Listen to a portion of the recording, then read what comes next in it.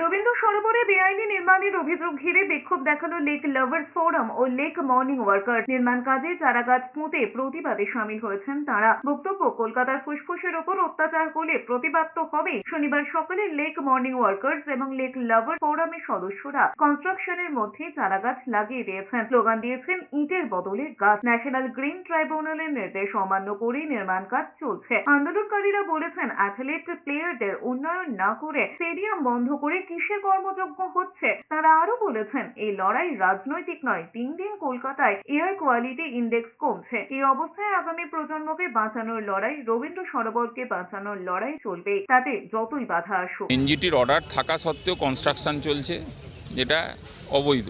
এটা কোনো রাজনৈতিক লড়াই না, এটা আগামী প্রজন্মকে বাঁচানোর লড়াই, রবীন্দ্র সরোবরকে বাঁচানোর লড়াই। এর ইকোসিস্টেম, এর যে একটা আমাদের রবীন্দ্র সরোবর হচ্ছে কলকাতার ফুসফুস। সেই ফুসফুসের ওপরে যদি এরকম অত্যাচার হয়, সেটা স্বাভাবিকভাবে নামতে হচ্ছে রাস্তায়।